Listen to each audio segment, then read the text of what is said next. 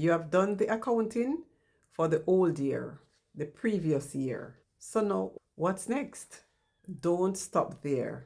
Looking back is just half of the job. Now it's time to use the information to help you to look forward.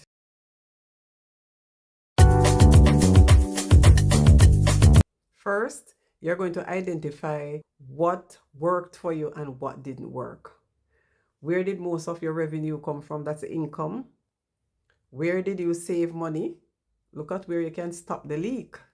Like some subscriptions that are just going on and on, overspending. If you want the new year to go better, change some things if they are not working for you. Having looked back on your finances for the old year, you're now going to take the wins and try to improve on them, and then you're going to try to fix the mistakes. What does that mean? It means that you're going to make a plan, make adjustments, and move forward. The plan will include setting your goals based on the previous numbers, create a budget, and also a cash flow projection.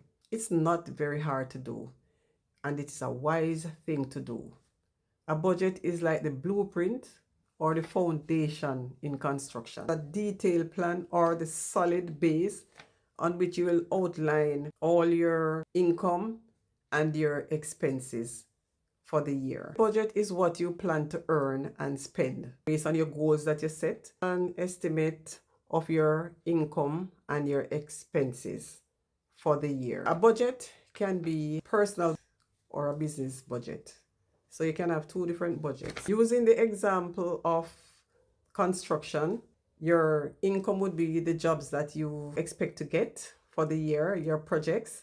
So you put in the amount of work you expect to get per month and accumulate it to the year. Then you put in the amount of expenses for material, transportation, all the input to complete the project. And then now you have other expenses that are fixed, like if you're paying rent for a place or mortgage, whichever.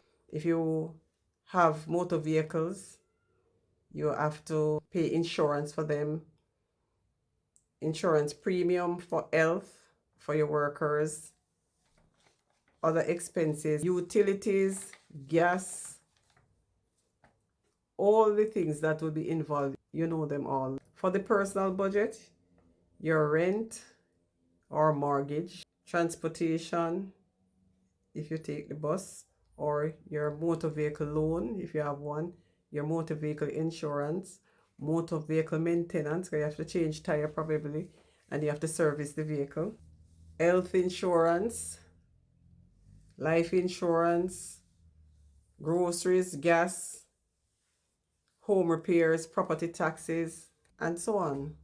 Also budget for your entertainment, because wellness is important. Travel. You will also have travel in your business budget if you are someone who travels for business purposes. You need to budget the items that you intend to spend. All the expected, estimated expenses, you need to budget for them. Look back at your prior year and see what it was and say, okay, I'm doing similar amount of work, or I'm going to do 10% more of work. So this is my expected budget for this particular expense. And some expenses are fixed. Whether or not you work, you have to take care of them. So that is why it is important to have a budget. After you have the budget, then you're going to do a cash flow projection. So the cash flow projection is different from the budget, but the information that is in the budget, you will put them in the cash flow projection. What is a cash flow projection? And what does it do?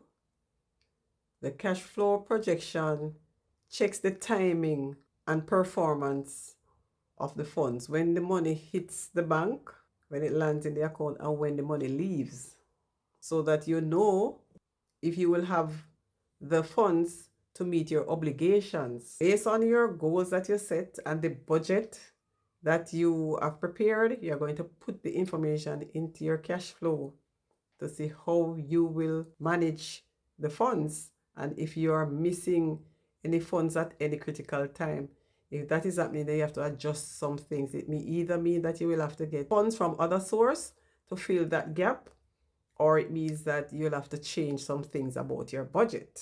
For example, you have the rent to pay. So the rent is, say, 200,000 per month. That is 2.4 million Jamaican dollars for the year. But you pay that monthly. So it will be divided and distributed over 12 months in your cash flow projection. So from January to December, you'd put in $200,000. But the insurance for your motor vehicle becomes due in one single month unless you have an arrangement. So suddenly you need to have more money than normal for that particular event. So you have to ensure that you're getting enough funds into your account at that time to meet that sudden larger payment one-off for the motor vehicle insurance. So say the motor vehicle insurance is $120,000 for the year. You may not be able to get a plan that pays it monthly. You may have to pay it all at once, depends on your institution that you have the policy with. So that is $120,000 all at once, say for the month of January. So you have to ensure that you have that. Otherwise, if you have an arrangement, you can distribute it over that period. Say, for example, the first 3 months, they divide it into thirds. Then you would be able to pay $40,000 January, $40,000 February, $40,000 March. So that will go into your cash flow projection. And then there will not be any more. If it's only one vehicle, I'm assuming one vehicle for that item.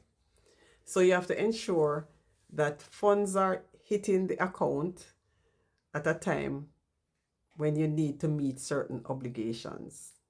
And that's the purpose of the cash flow projection. A healthy budget needs a realistic cash flow projection. Cash flow confirms if your budget spending timing makes sense and if it will work. A negative cash flow, meaning that you will not have enough funds to do the things that you want to do. If at any month you're in a negative cash flow, it means that you will not be able to pay some of those bills. So you have to ensure that when you set that up, it is working out that you're in a positive cash flow. From one month to the next month, positive cash flow. January, at the end of January, positive cash flow. And then you put in all the income and the expenditures, and you should have a positive cash flow going into February, and so on. You would want to be in a positive net cash flow. More funds is coming into the account than that is leaving the account, which is a good thing. That's how you want to keep it for each month. So inflow is greater than outflow. You're covering your expenses and you have enough left over to go into the other month. If you have a negative cash flow balance, it means the opposite. It means that your outflow is more than your inflow and you're in trouble. A negative cash flow can also mean that you may be investing heavily, and that will come out in the investment side of your finances. So it's not all loss, but generally speaking, it means that the business is in distress most time because you want to be able to pay your bills when they become due. Cash flow is crucial for financial health. It shows the reality of money movement. The question is, what are the tools that you'll use?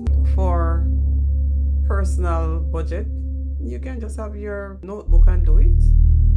Otherwise, if you are sufficiently proficient in Microsoft Excel, you can do your budget in there and your cash flow projection.